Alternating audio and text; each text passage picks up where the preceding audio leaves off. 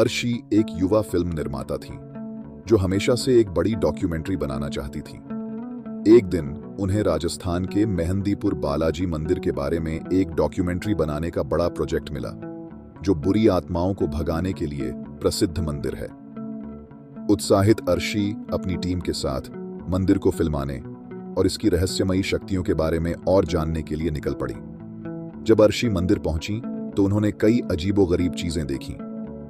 कुछ महिलाएं अजीबोगरीब व्यवहार कर रही थीं, एक जोर से हंस रही थी और दूसरी अचानक रोने लगी। जब वे इधर उधर घूम रही थीं तो एक पेड़ के नीचे बैठे एक बूढ़े व्यक्ति ने उन्हें आवाज लगाई। उन्होंने उन्हें बताया कि मंदिर शक्तिशाली और डरावना दोनों है और वहां अजीबोगरीब चीजें होती हैं। अर्शी के स्थानीय गाइड राजन ने उन्हें चेतावनी दी कि अगर कोई मंदिर के अंदर उनका नाम पुकारे तो वे पीछे न मुड़े।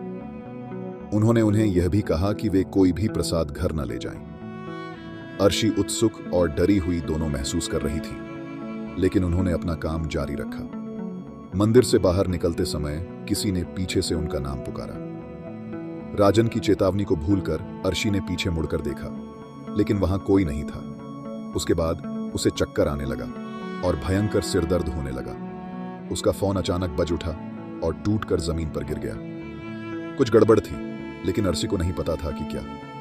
उस रात अर्शी ने एक भयानक सपना देखा। सपने में एक काली छाया उसका गला घोंट रही थी और उसे लगा कि वह सांस नहीं ले पा रही है। जब वह जागी तो उसे पसीना आ रहा था और वह डरी हुई थी। लेकिन जब उसने चारों ओर देखा तो उसने कुछ चौंकाने वाला देखा। उसका अपना शरीर बिस्तर पर पड़ा था, सो रहा था। ऐसा लग रहा था जैसे उसकी आत्मा उसके शरीर से अलग हो गई हो। उसने अपने शरीर को छूने की कोशिश की, लेकिन उसका हाथ सीधे उसके शरीर में घुस गया, जैसे कि वह कोई भूत हो। अचानक उसने बाथरूम से एक अजीब सी आवाज सुनी। लाइटें टिमटिमा रही थीं और जब उसने बिस्तर पर वापस देखा तो उसका शरीर उठ गया था। उसका चेहरा लंबे बालों के पीछे छिपा हुआ था। जैसे ही अर्शी करीब गई, उस आकृति ने अपना सिर उठाया। यह उसके जैसा दिख रहा था, लेकिन उसकी नाक या मुंह नहीं था, केवल लाल आंखें चमक रही थीं। भयभीत अर्शी चिल्लाई और अपनी आंखें बंद कर ली। जब उसने उन्हें फिर से खोला तो वह सुरक्षित बिस्तर पर वापस आ गई थी। यह बस एक बुरा सपना था, या ऐसा उसने सोचा।